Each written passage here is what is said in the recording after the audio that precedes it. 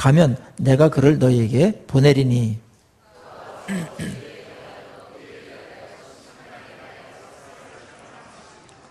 죄에 대하여라 함은 그들이 나를 믿지 아니함이요.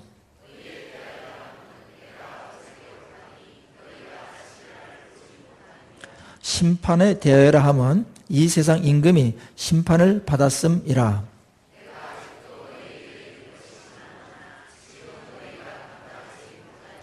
그러나 진리의 성령이 오시면 그가 너희를 모든 진리 가운데로 인도하시리니 그가 스스로 말하지 않고 오직 들은 것을 말하며 장래일을 너희에게 알리시리라.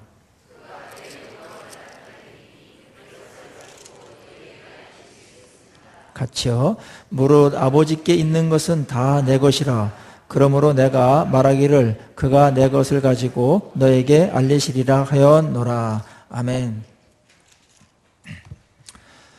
우리 성령 강림절을 맞이하면서 성령에 대해서 한 주간 정도 설교하는 거로 많이 부족하다는 생각이 들었습니다. 이번 기회에 또 성령에 대해서 좀 체계적으로 많이 살펴보고 무엇보다 그 성령을 우리에게 그토록 주시고자 했던 예수님의 그런 마음과 또 약속 우리가 받아들여서 그 성령을 정말 누리고 또 성령 충만한 삶의 그런 풍성함과 그 능력과 그 아름다움을 함께 누리기를 간절히 소망합니다. 자, 오늘 성령에 대한 두 번째 예수님의 말씀입니다. 예수님께서 성령에 대해서 어떻게 말했느냐라는 것, 거기서부터 성령론은 출발해야 된다고 저는 봅니다. 가장 중요한 예수 그리스도의 말씀, 거기에 성령론을 근거로 그렇게 하지 아니하고 어떤 나타나는 현상이나 뭐 이런 거 갖고 하게 되면은 거기에 이제 악한 영도 들어가 가지고 장난을 치고, 그다음 우리의 또 이 망상, 또 나름대로의 어떤 그런 환상들, 이런 것들이 영적 세계에서 증명이 잘 안 되는 그러한 일들이 생기게 되면서 혼란에 많이 빠지게 되었습니다. 그래서 한국 교회는 지금 하나님에 대해서 어느 정도 분명히 어떤 교리적으로나 분명히 아는 것 같고, 예수님도 많이 알아가는 것 같은데 성령에 대한 지식이 너무나 없어요.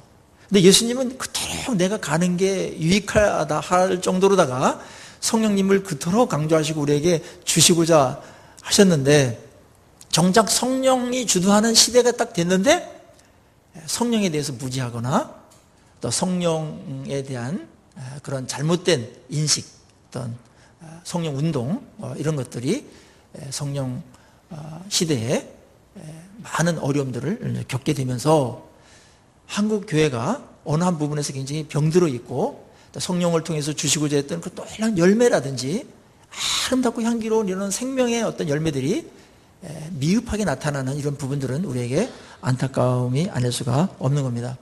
저는 이 성령 시리즈를 하면서 우리 교회가 정말 예수님께서 그토록 주시고자 했던, 또 약속하셨던, 성령이 오시면 이런 일이 벌어진다고 하셨던 그거를 오늘 여기서 우리 공동체에서 또 여러분의 삶 가운데 충만하게 나타낼 수는 없을까, 이런 고민이 저에게 있었고, 그건 저에게 하나의 심각한 어떤 그런 갈증으로 저에게 다가왔습니다. 여러분들도 아마 그런 마음들이 있을 것입니다. 오늘 예수님께서 성령에 대해서 집중적으로 말씀하신 두 번째 장이 16장입니다. 7절은 이렇게 합니다.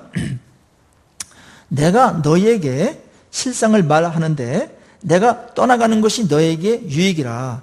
내가 떠나가지 아니하면 보혜사가 너에게로 오시지 아니할 것이요 가면 내가 그를 너에게로 보내시리라. 그렇게 말씀했습니다. 예수님께서 가셔야 성령을 보내신다. 여기에는 하나님의 세계에 어떤 질서와 절차가 있는 것 같습니다. 그래서 성삼위께서는 질서의 영이시고, 그 다음에 서로의 인격을 아주 100% 존경하시면서 협력하시면서 일을 하시는 분이기 때문에 이런 절차상에도 오류를 범하면 안 됩니다. 그래서 예수님께서 이 땅에서 사역을 다 하시고 그다음에 승천하신 다음에 성령을 내가 보낼 수 있다, 이렇게 된 겁니다. 예수님의 이 가심, 그것이 너희에게는 지금 근심이지만 너희에게는 도리어 실상을 말한다면 큰 유익이다, 이렇게 말씀했는데, 그 유익을 조금만 살펴보면 이런 것들입니다. 예수님께서 이 땅에서 오시고 죽으시고 부활하시고 승천하시지 않습니까?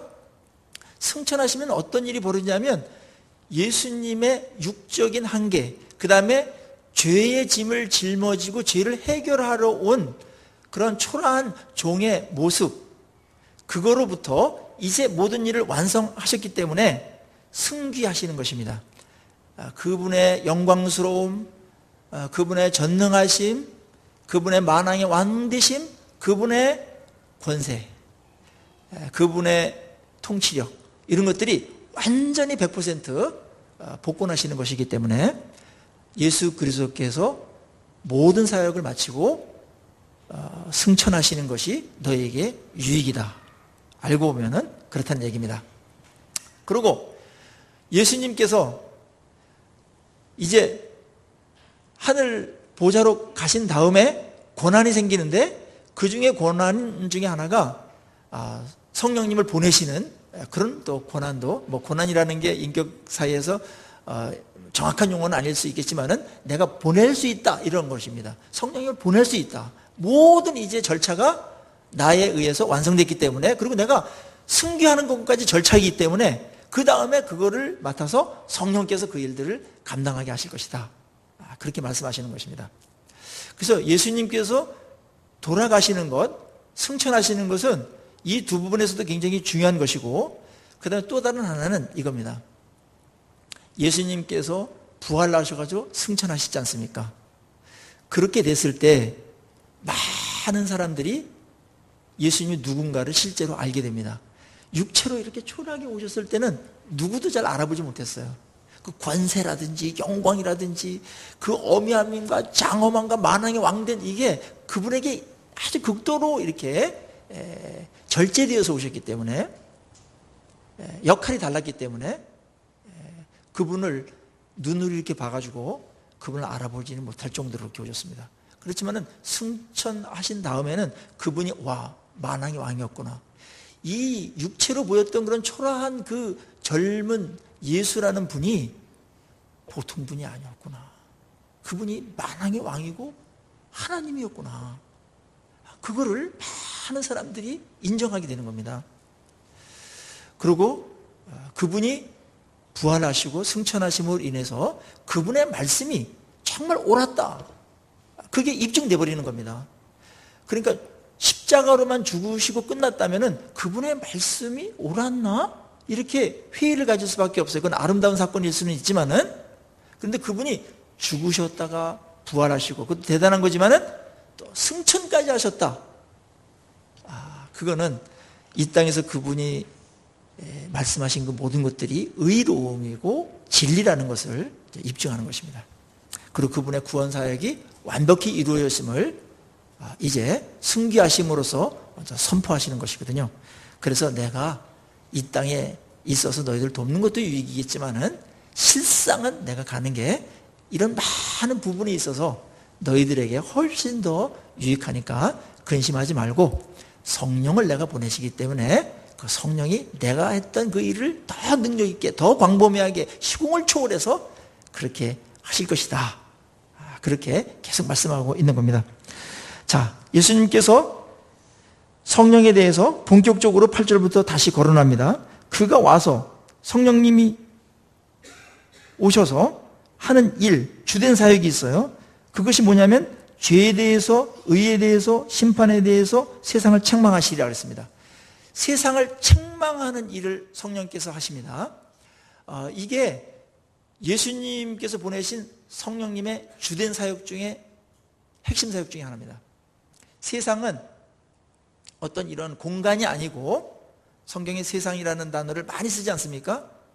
그 다음에 이 땅덩어리 이런 게 아니고 우리의 죄성, 그 다음에 하나님 말씀대로 살지 못한 부패성, 그런 것들을 말하는 겁니다. 그 세상을 책망하게 된다. 책망은 꾸짖다라는 말과 함께 깨닫게 한다. 그런 말이 있습니다. 그거를 분류해가지고 지금 세상을 책망하는데, 깨닫게 하고 책망하시는데 세 가지로 분류해서 내오는데, 성령께서 이걸 하신다라는 거예요. 그거는 성령이 아니고서는 이걸 깨달을 수도 없고 이 책망을 받아들일 수도 없다라는 거예요. 자, 굉장히 신비스러운 부분인데요. 첫 번째는 죄에 대해서 책망하시는데, 죄에 대하라 함은 그들이 나를 믿지 아니하며, 이 부분을 책망하시고 깨닫게 해주신다는 거예요. 그러니까 죄를 우리가 윤리적이나 도덕적인 죄도 성령께서 양심을 통해 가지고 그거 깨닫게 해주세요. 성령이 오시기 전에 우리는 죄에 대해서 깨닫는 장치가 있는데, 그게 뭐죠? 양심이었어요. 양심. 그래서 믿지 않는 사람까지도 다 일반 은총적으로 하나님께서 양심을 줬어요. 그래서 양심의 가책을 받아요. 근데 그건 온전하지 않아요. 선한 사람일수록, 양심이 좀 깨끗한 사람일수록 죄에 대해서 민감하기는 하지만, 그렇지만 온전하지는 않아요. 왜냐하면 양심도 죄가 들어오면서 오염됐기 때문에. 그런데 성령님이 오셔서 죄에 대해서 깨닫게 하시고 책망하시는데, 그게 뭐냐면 오늘 설명이 있는 대로 그게 뭐예요? 죄에 대하라면 그들이 나를 믿지 아니하며, 예수를 믿지 않는 것, 이게 엄청난 죄구나. 이거를 책망하시고 깨닫게 해주신다는 겁니다. 세상 사람들은 이거를 죄라고 여기지 않습니다. 우리도 예수 믿기 전에는 뭐 예수 믿고 안 믿고는 종교 자유고 그렇지, 그분 안 믿는 게 왜 죄야? 이렇게 다 생각했던 우리들입니다. 그런데 지금 와서 보니까 어느 순간부터 성령께서 나에게 윤리적인 어떤 그런 죄뿐만 아니라 그거보다 더 크고 심각한 죄가, 치명적인 죄가 예수를 주르다가 인정 안 한 게 이게 죄였구나, 이 생각을 집어넣어 준다는 거죠. 깨닫게 하고, 그리고 너 왜 예수를 안 믿어? 예수가 만왕의 왕이고 구세주이며 너의 진정한 주인인데 그를 왜 안 믿었냐, 이렇게 책망하시면서 그분이 어떤 분인지를 깨닫게 해주십니다. 이게 성령께서 해주시는 것입니다. 이거 없으면 예수를 인격적으로 영접할 수 없어요. 우리는 다 그런 과정을 통과해서 여기 앉아 계시고 예수를 주르다가 고백한 겁니다.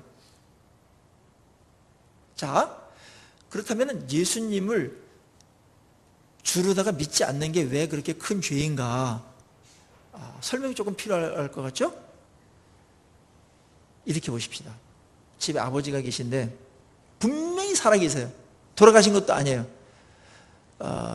같이 식사도 하시고 일도 나가시고 같이 잠도 자고 이러는데, 어느 아들이 우리 집에는 뭐 아버지 없어, 이런 어떤 아버지를 무시하거나 아버지의 존재 자체를 인정하지 않는 아들이 있다면 아버지 입장에서는 어떤 마음이 들겠습니까?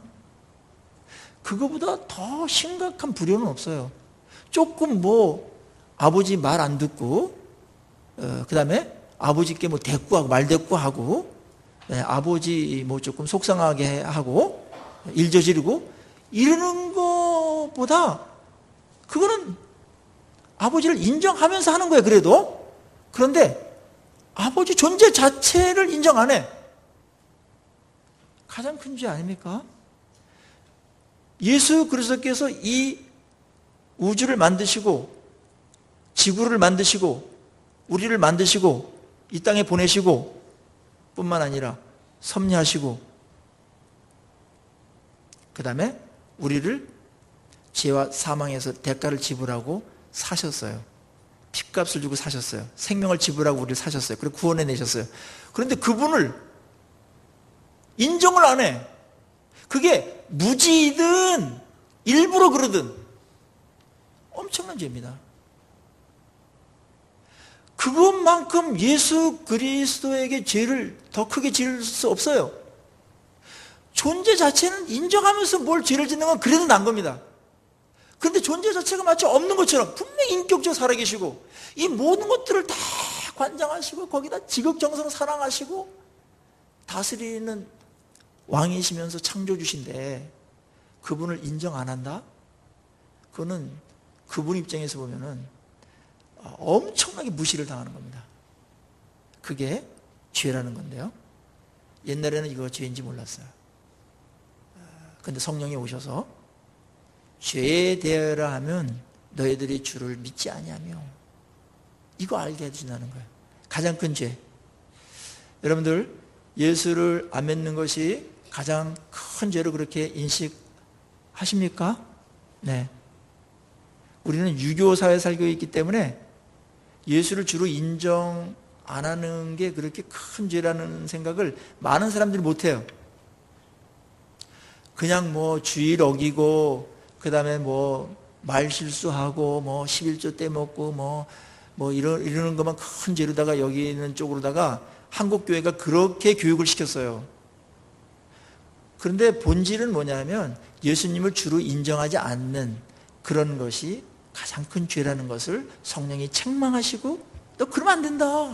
그게 얼마나 그게 치명적인 죄인지 아냐. 그보다 더 큰 죄 없다. 그거보다 예수님 무시하는 거 없다. 그렇게 말씀하고 있고, 그거에 대해서 깨달음이 온 거죠, 우리에게. 이 깨달음은 성령께서 안 하시면 누구도 할 수가 없는 겁니다. 그 다음에 다른 어떤 윤리적이거나 관계적인 그런 측면에서 죄 지은 그런 것들도 성령께서는 죄에 대해서 책망하시고 그 다음에 깨닫게 해주세요. 옛날에는 성령에 민감하지 못할 때는요, 무슨 큰 죄를 저질러 놓고서 자기가 뭘 했는지 몰라요. 다른 사람들은 막 끙끙대서 아파 죽겠다고 그러고 막 이러는데 본인은 뭘 잘못했는지 몰라. 그게 죄인지 몰라요. 아무렇게나 말해버리고, 기분대로 말해버리고, 감정 여과 없이 그냥 해버리고, 행동해버리고, 그게 큰 죄인지를 몰랐어요. 근데 요즘은 전화 한마디 하더라도 뭔가 약간 상대방이 좀 약간 불쾌하지 않겠나? 상대방이 마음이 좀 약간 상하지 않겠나? 이러면은 마음에 막 괴로움이 와서 다시 전화통을 들고, 내가 그렇게 말했는데 사실은 그런 게 아니고 이렇게 됐다고, 내 마음이 너무나 그 말하고서 불편하고 잠이 안 와가지고 이렇게 말한다고 용서해달라고, 그런 깨달음을 주는 거죠. 성령에 민감하면 죄에 대해서 민감해집니다. 성령에 둔하면 죄에 대해서 둔해집니다. 그래서 성령의 충만함을 받아야 될 이유 중에 하나는 죄를 이길 수 있기 때문에 그렇습니다. 무식한 것만큼 위험한 것도 없어요. 불순종 중에 가장 퍼센티지를 많이 차지하는 이유는 무지입니다. 말씀에 무지하면 불순종하게 되거든요. 그 다음에 죄에 대해서 모르면 죄인지 모르고 저질러버려요. 근데 성령께서 오시면 죄에 대해서 굉장히 민감하고, 조그만 죄를 내가 짓더라도 마음이 굉장히 불편해져요. 평화가 깨져버려요.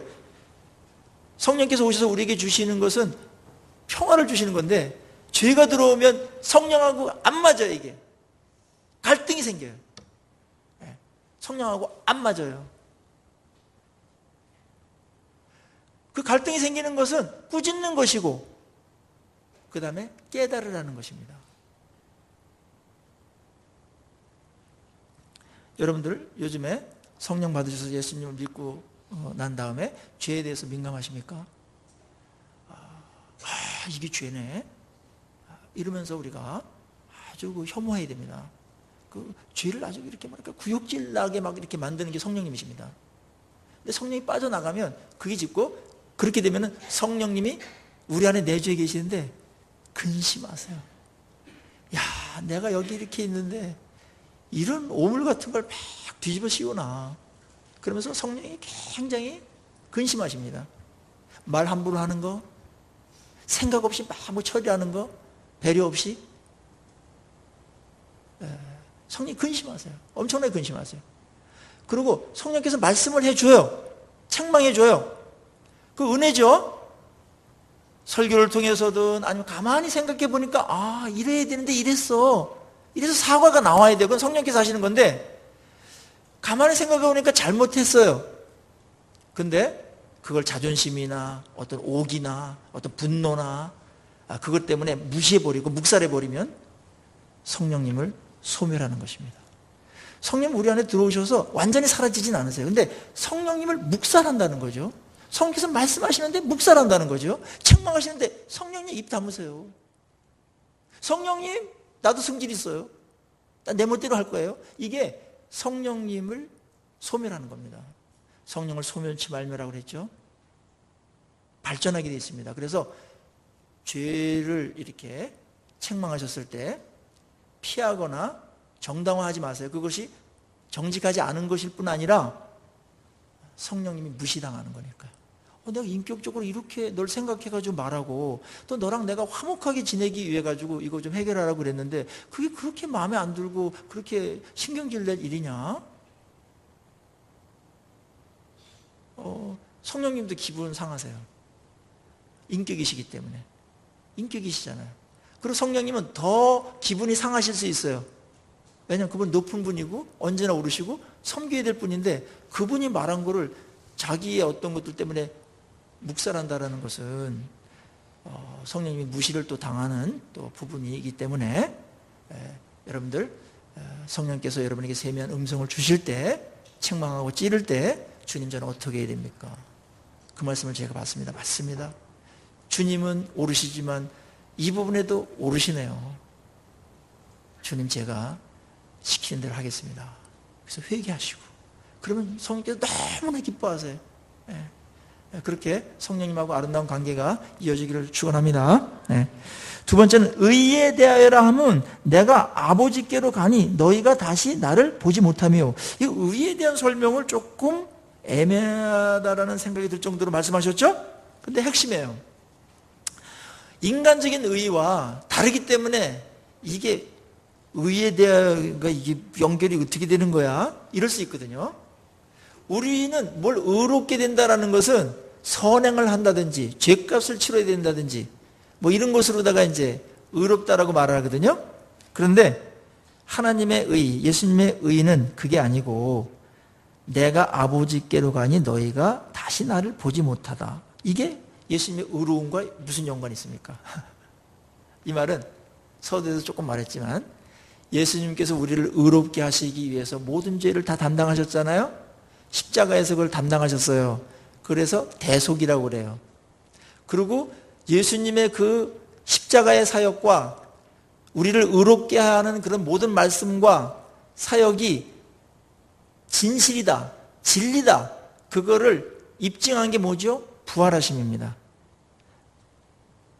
그가 죽음은 우리의 죄를 인하며 우리의 죄악으로 인해서 그가 죽었고 우리를 의롭다 하시기 위해서 다시 살아나셨다 그랬죠? 네. 그런 부분이에요. 그분이 살아나셨어요. 그렇게 되면서 그분의 말씀과 그분의 행위와 이게 다 의롭게 하고자 했던 그런 모든 것들이 정말 사실이네. 증명된 겁니다. 그리고 그분이 승천하심으로써 완전히 확증된 겁니다. 효력을 발휘하게 되는 것입니다. 그러니까 이 땅에서 우리를 의롭게 하는 의는 딱 두 가지가 있어요. 우리를 의롭게 하는 거. 의로워져야 구원받는 거니까요. 죄 문제 해결해야 되니까요. 하나는 여러분들이 말씀을 1.1핵이라도 하나도 어기지 않고 100% 완벽하게 지켰을 때 의로워질 수 있어요. 근데 이 방법은 인간이 다 실패해버렸으니까 우리의 방법론이 되지 않아요. 마치 너희들 태평양 건너가가지고 LA에 도착하면은 상금 500만 원 주겠다. 단 헤엄을 쳐서 와야 된다. 어떤 거 의지하지 않고. 그런 거랑 똑같아요. 못해요. 그래서 예수님께서 의로운 또 다른 의로움을 우리에게 알려주셨는데 그게 뭐예요? 예수님께서 대신 죄값을 지불하고 모든 그 지불한다는 게 단순하지 않아요. 죄를 처리한다는 게 얼마나 복잡한지 몰라요. 그분이 십자가 지시고 부활하시고 승천하시 모든 일련의 과정들이 있었어야만 되거든요. 그래서 그분이 바로 의가 되셨어요. 예수 그리스도가 의가 되셔서 그분을 믿으면 우리도 의롭게 되는 것입니다. 그 의에 대해서 성령께서 가르친다라는 거예요. 인간이 의로워지기 위해서 이 죄 문제를 해결하기 위해서 수많은 종교와 철학과 윤리 이런 측면에서 접근이 했습니다마는 이미 저질러놓은 죄, 또 이렇게 하면 된다라고 그랬는데 그걸 할 수 없는 무능함 때문에 계속 또 죄를 짓고 있는 이런 것들, 또 앞으로 또 지을 이 죄에 대해서는 인간은 속수무책입니다. 그래서 하나님의 의는 무슨 선행을 하거나 자기가 의로운 일을 해가지고 의롭게 되는 이 방법을 포기해야 된다. 오직 예수를 믿음으로만 의로워질 수 있다. 이게 진리입니다. 믿음으로만 의로워져요. 그래서 세상 논리랑 안 맞아요. 믿음과 의가 어떻게 연결돼? 이게 대꾸가 안 되잖아, 이게. 다들 그렇게 하는 거예요. 그리고 뭐가 그렇게 시시해? 믿으면 의로워지고, 적선도 하고, 고행도 하고, 금욕도 하고, 막 그래야 되는 거 아닌가? 다 실패했습니다. 안 되기 때문에. 주님께서 우리를 사랑하시기도 하고, 지혜로우시기도 하고, 능력도 있으시기 때문에 본인이 그걸 다 감당하시고, 대리로 내가 다 했기 때문에 나를 믿으면 너희들이 죄 없다고 하늘 재판장께서 선언해 주실 것이다. 무죄 판결을 내리고, 그래서 법적으로 신분적으로 의인이 돼서 구원받게 되고 하나님하고 깨진 관계가 아주 좋은 관계로 그렇게 된다. 그게 구원이죠. 그래서 예수님께서 의로운 이 모든 것들을 만드시고 그분이 의가 되셨습니다. 그래서 기독교의 가장 큰 적은 자기의입니다. 의외로. 이게 율법주의입니다. 기독교의 가장 큰 이단으로 등장했던 게 뭡니까? 이신론도 있고 무신론도 있고 신천지도 있고 막 그런데 그거보다 더 광범위하게 기독교를 기독교답지 못하게 예수 그리스도의 의로 여기지 못하게 하는, 그러니까 구원에 대해서 치명적인 그러한 방해를 놓았던 것이 율법주의입니다. 우리 한국교회는 유교 자체가 굉장히 율법주의적인 성향이 있기 때문에 구원론에 있어서 그걸 들이대면 큰일 납니다. 근데 기독교 안에 들어와 있어 기독교 옷을 입고 그걸 이단이라고 말하지 않아요. 근데 구원론에서 그것만큼 치명적인 게 없어요. 자기 내려놔야 돼요. 자기 의 갖고 안 된다라는 거예요. 주님 저를 살려주십시오. 주님 믿음으로 구원받게 하시고 의롭게 하시면 너무나 감사합니다. 맞습니다. 이 길밖에 없습니다. 이렇게 나오도록 하고 깨닫게 해주는 게 누가 하신다고요? 성령께서 하신다. 세상의 모든 종교에는 구원을 추구하고 있지만 다 자기 노력입니다. 그럼 우리는 노력하지 말라는 얘기인가? 그게 아니야. 구원론에 있으면 노력할 게 없어요. 여러분들은 믿으면 돼요. 내 방법 내려놓고 자기 죄 인정하고 예수님 손 내밀어야 돼요. 그 다음부터는 이제 우리 노력도 필요해요. 아셨죠? 여러분들이 선해져야 되고 더 착해지고 그런 부분들이 있어요. 근데 그것은 내 또 의 갖고 하면은 거기에 또 죄성이 있어가지고 조금 의로워지고 조금 앞서가고 조금 선하고 그러면 또 자기 의 때문에 또 교만해진다든지 다른 사람 정죄한다든지 다른 사람 공격한다든지 또 이쪽으로 가서 또 다른 죄를, 이쪽은 괜찮아요. 예? 휴지 안 버리고 침 안 뱉고 다른 사람에게 젠틀하게 하고 그런 건 괜찮은데 이쪽에 또 다른 죄가 또 막 나오게 돼 있어요. 이걸 무슨 수로 막겠습니까? 그래서 성령께서 우리 안에 들어와서 우리를 포기하고 내려놓도록 하게 하시고 성령 내가 널 다스리고 주관해 주겠다.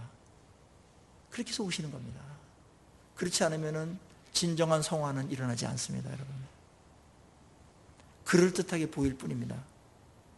더 고급스러운 죄를 짓고 더 교양 있게 죄를 짓는 사람들이 나올 수 있습니다. 자기 기만입니다. 여러분. 정직한 영은 그것까지도 들춰내세요. 책망하세요. 감사하잖아요. 아프지만 시원하잖아요. 위선의 탈을 쓰고 연기하면서 사는 게 얼마나 피곤한지 아세요? 그건 내려놓으십시오. 인정하세요. 알아주지도 않지만 사실도 아니잖아요. 그냥 주님 저를 불쌍히 해주십시오. 성령님이 아니고서는 저는 그런 작은 것 하나도 순수한 동기로다가 선을 행할 수 없는 자입니다. 성령께서 우리한테 계속 깨닫게 하시고 요구하시는 것입니다. 심판에 대하여라면 이 세상 임금이 심판을 받았음이라. 예. 심판에 대해서 얘기하는데 이 세상 임금은 이 세상을 다스리는 사탄을 말합니다. 사탄이 심판을 받았다. 이거를 성령님이 깨닫게 해준다는 거예요. 그러니까 영적인 세계는 사탄과의 싸움인데 그 사탄이 하늘에서 심판을 받고 이쪽으로 쫓김을 받지 않습니까? 그거를 계시록에서 잘 나타내주고 있죠. 그래서 이 하늘에서는 그걸 정권을 못 잡고 권좌를 빼앗기고 내려왔기 때문에 시도하다가 실패한 거예요. 심판받았어요. 그래가지고 이 땅에 있을 동안에 심판을 받은 상태에서 집행유예로 남아있는데 사탄이 누굴 공격해요? 교회를 공격합니다. 성도를 공격합니다. 심판은 정해져 있어요. 근데 집행유예로 지금 어느 정도 자유롭게 활약을 해요. 그래서 교회를 공격합니다. 믿는 자를 공격합니다. 예수 못 믿도록, 믿어도 엉거주춤하게 믿도록, 겨우 구원받도록, 잘하지 못하도록, 그 삶이 예수 믿은 후에 달라지기를 원하고 존귀하게 되야 되는데 그런 것들을 그렇게 살지 못하도록 속이기도 하고 방해도 놓고 죄를 짓게 만들고 정욕적으로 살고 믿기는 하지만은 육적인 그리스도인으로 살게끔 만들고 하는 이 모든 것들이 이제 사탄이 하는 건데 심판받았다 이겁니다. 그리고 이 땅에 있는 죄를 저지르고 해결되지 않은 그런 사람들도 집행만 남지 않았지 심판을 받은 겁니다. 이거를 누가 알려주겠습니까? 뭐 죽으면 끝나지만 무덤에서 끝나지 무슨 심판이 있고 차후 세계가 있고 그래. 뭐 이런 사람들도 많이 있어요. 근데 그거는 본인이 말할 자격은 없는 거죠. 본인이 뭐 죽어보지도 않고 말할 수도 없고 또 그게 아니라고 하는 사람도 무척 많은데 그렇게 주장할 수는 없는 것이고 굉장히 위험한 발언이기도 하고 또 해결책이 안 됩니다. 근데 성령께서는 사탄이 심판을 받았고 영적인 싸움이 있다. 그래서 그를 따르면 안 되고 그에게 당해서도 안 된다. 너희들이 심판이 있기 때문에 그날을 준비해야 된다. 이 땅에서 거룩하게 구별되게 살고 하나님 백성답게 살아야 된다. 이런 것들 우리에게 깨닫게 해주고 각성시킨다는 거죠. 성령의 세 가지 책망이 나와 있습니다. 대단한 것들입니다. 오늘 이 시간에 성령께서 여러분들 가운데 충만하게 임하셔서 이 세 부분을 더 큰 목소리로 그렇게 깨닫게 하시고 또 말씀해 주시기를 간절히 소망합니다. 성령께서 하셔야 됩니다. 우리 그렇지 않으면 그냥 떠밀려 가게 돼 있어요. 세상 소리 너무나 시끄럽고요. 우리 내부에서 내부의 욕망의 소리가 얼마나 큰지 모릅니다. 그래서 이게 안 들려요. 그래서 한국교회는 사실은 성령님이 오시긴 했는데 성령님이 엄청나게 무시당하고 계십니다. 교회도 지멋대로 해요. 하나님께 물어보지도 않고 말씀인지도 물어보지도 않고 그냥 성질대로 하고 자기 야망대로 하고 막 이런 것들은 그 자체가 뭐 다른 어떤 결과물을 만들어낸다 할지라도 하나님 기뻐하시지 않습니다.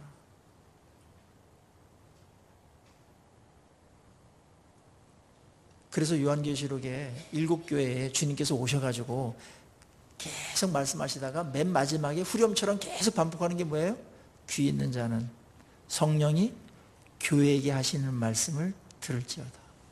들어야 됩니다. 이게 안 들리면은 여러분들 교회 지도자 될 수 없습니다. 내 생각대로 가고 그냥 세상 방법으로 할 수밖에 없어요. 교회는 그렇게 가면은 망하는 겁니다. 성령의 사람이 아니면 지도자 되면 안 돼요. 재앙입니다. 저도 가장 두려워하는 부분이 이 부분이에요. 그러니까 사도행전에서 집사를 뽑을 때도 두 가지 조건이 있었어요. 성령과 지혜가 충만한 사람. 그 다음에 선지자 뭐 이렇게 늘 나와 있었고 그 다음에 나중에 13장 이런 데서도 또 이 선교사 뽑을 때도 성령과 지혜가 충만한 사람. 성령과 믿음이 충만한 사람. 뽑는데 성령이 항상 앞에 들어갔어요. 성령께서 뭘 인도하는 거를 감을 못 잡는 사람이 뭘 누굴 인도합니까? 소경입니다. 우리 안에 이 목소리가 들려야 돼요. 성령의 책망이 들리고 어찌할까 해서 찔림이 있고 그래서 부족하지만 그 말씀에 성령님 이러시군요. 제가 미처 몰랐습니다. 제 무지함을 용서해 주십시오. 제가 이렇게 하겠습니다. 하고 또 성령하고 그렇게 가야 되는 겁니다.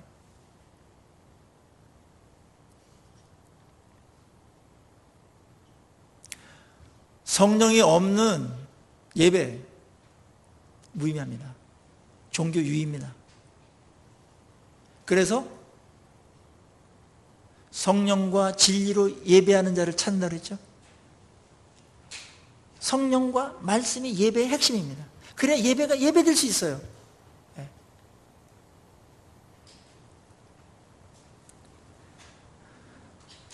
자, 오늘 성령의 주된 역할 뒤에 한 부분 더 나옵니다. 내가 아직도 너에게 나를 이룰 것이 많으나 지금은 너희가 감당하지 못하는데 그러나 진리의 성령이 오시면 그가 너희를 모든 것 가운데 모든 진리 가운데로 인도할 것이다. 그렇게 말했습니다. 그리고 그것은 들은 것을 말하며 장래일을 너에게 말씀하신다. 자, 성령님이 오셔서 우리에게 책망하고 가르쳐주고 깨닫게 하는 것뿐만 아니라 그 다음에 뭘 해요? 진리를 계속해서 깨닫게 하시고 인도하신다. 진리 가운데로 인도하신다. 앞에도 14장에서도 계속 이 부분이 반복되고 있어요. 진리의 영이라는 예수님의 닉네임이, 그 성령의 닉네임이 가장 많이 나옵니다. 성령님의 주된 사역은 진리 가운데로 인도하는 겁니다. 진리는 예수 그리스도입니다. 예수 그리스도께서 인도하는 겁니다.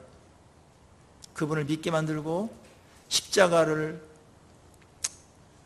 나의 것으로다가 나를 위해서 그렇게 했다라고 연결시켜 주시고 예수님의 부활하심이 나의 부활하고 연결되며 예수님 되심이 나한테 들어오는 겁니다.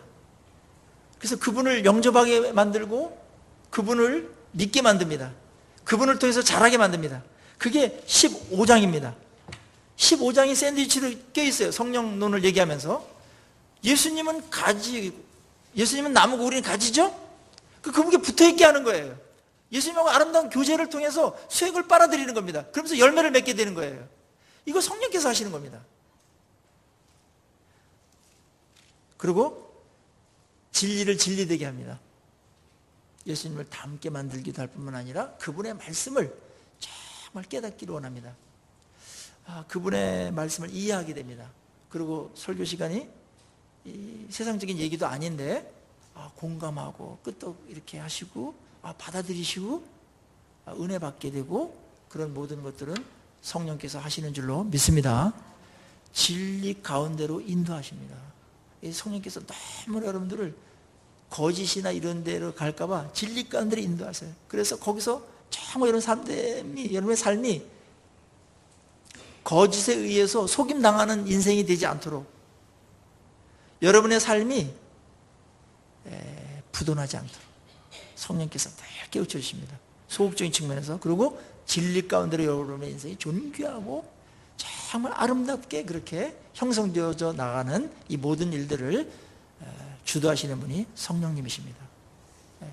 성령님이 우리에게 오시면 예수님에 대한 인식과 이런 게 굉장히 달라져요.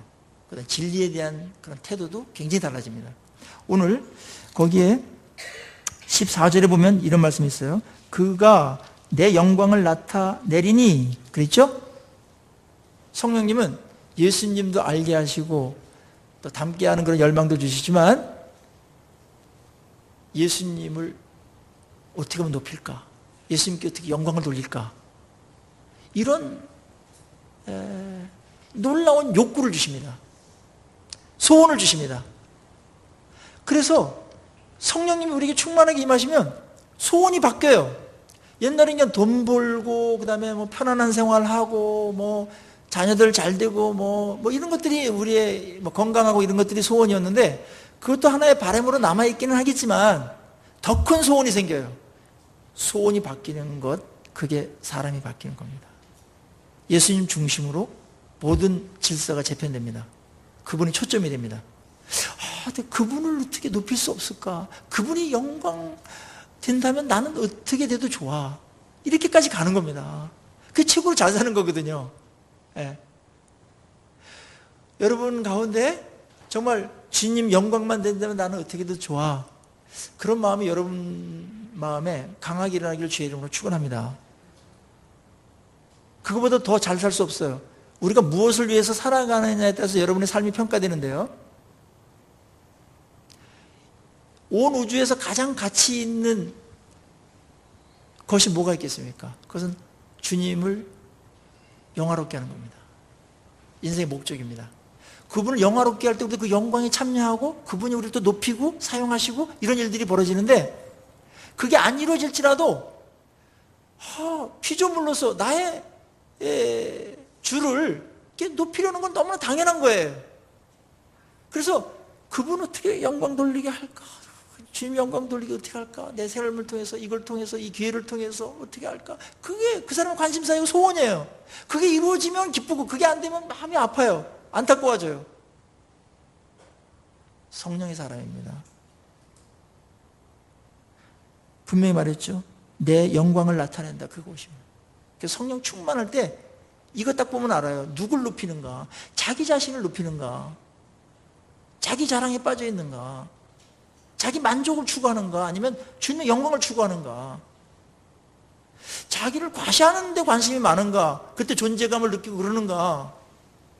아니면 주님의 영광, 나를 통해서 영광을 받으시고 나를 사용하시고 나를 통해서 뭔가 하시는 그거에 여러분의 자존감과 여러분의 존재감과 여러분의 정말 기쁨이 있다면 성령께서 여러분들과 함께 하시는 줄로 믿습니다. 이게 미미할 때도 있는데 성령이 충만할 때도 분명해지고 초점이 아주 뚜렷해지게 되는 겁니다. 주님을 위해서 그렇게 하십시오. 근데 이 부분이 많이 어려워요. 우리 인간의 육체 소욕이 많기 때문에. 그래서 성령 충만을 여러분들 구할 때에도 이런 분들이 있을 수 있어요.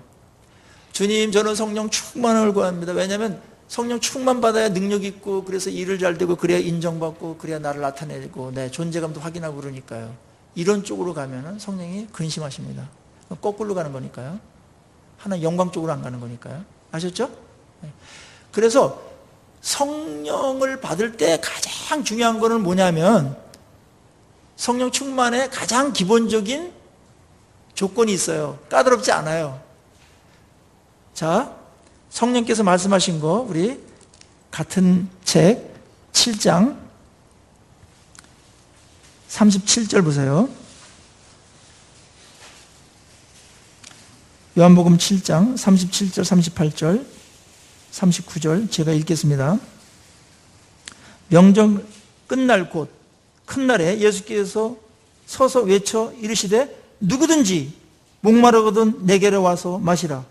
나를 믿는 자는 성경의 이름과 같이 그 배에서 생수의 강이 흘러나오리라 하시니 이는 그를 믿는 자들이 받을 성령을 가리켜 말씀하신 것이라. 자, 성령을 우리에게 믿는 자에게 주신다고 그랬어요. 그러니까 여러분들 이미 받으셨고, 근데 충만히 받아서 생수의 강이 흘러가도록 막 이렇게 하는 그런 성령 충만을 말하는 건데, 누구든지예요. 조건은 믿는 자는 누구든지. 그 다음에 하나의 조건이 있죠. 뭐예요? 목마르거든, 이겁니다. 목마르거든. 목마른 자가 조건이에요. 성령에 대한 갈증, 성령에 대한 타는 목마름, 그거 있는 자들이 성령을 마시려고 하시겠죠. 그런 자들이 성령을 부어주겠다라는 겁니다. 그러니까 우리가 성령 충만이 좀 안 됐다 이렇게 될 때는 뭐냐면 성령에 대한 목마름이 없는 거예요. 성령은 인격이시기 때문에 그분을 시시하게 생각하거나 뭐 오든지 말든지 뭐 이렇게 하시는 분한테는 오지 않아요. 그분을 사모하고 어서 오십시오. 저는 성령님을 갈망합니다. 성령 너무 좋습니다. 성령 저를 다스려 주십시오. 저 오십시오. 이렇게 막 사모하고 그럴 때 성령께서 그래 내가 가지. 그래서 우리 인격으로 성령님을 환영하고 그럴 때 사모할 때 성령께서 여러분들에게 생수의 강같이 흘러넘치도록 부어주실 줄로 믿습니다. 이게 필요해요. 여러분들에게 이런 성령에 대한 목마름이 있습니까?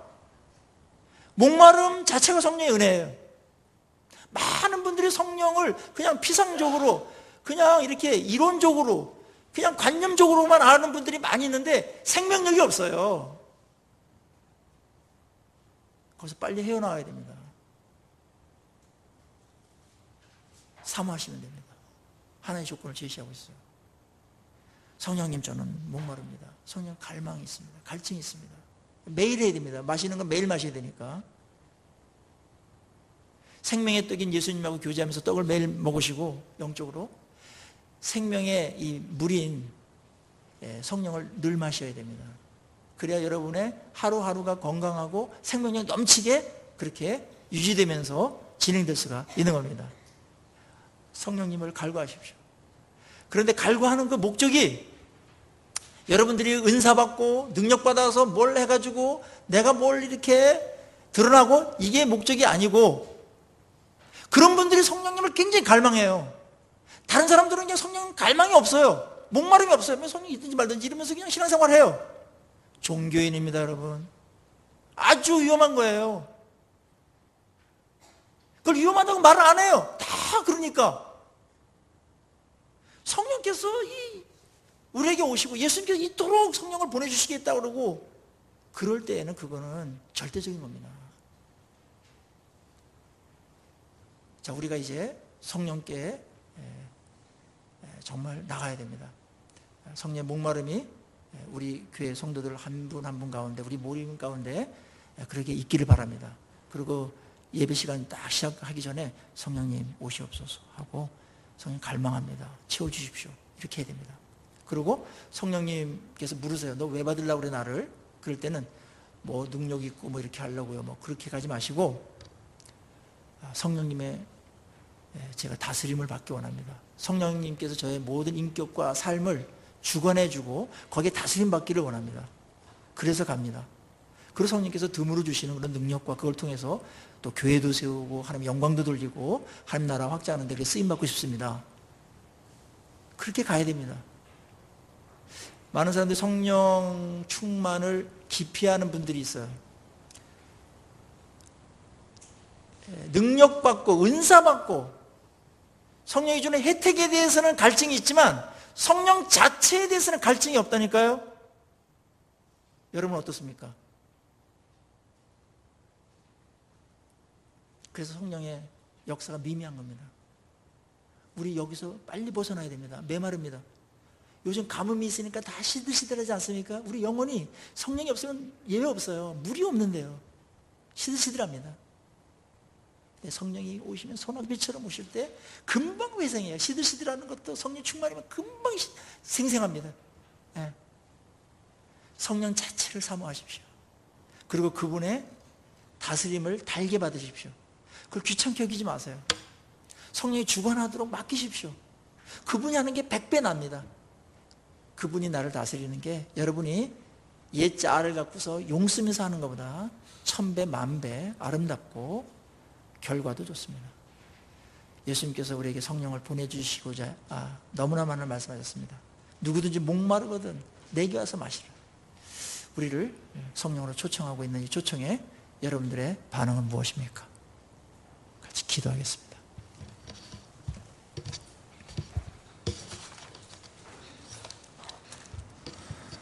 우리 이 시간에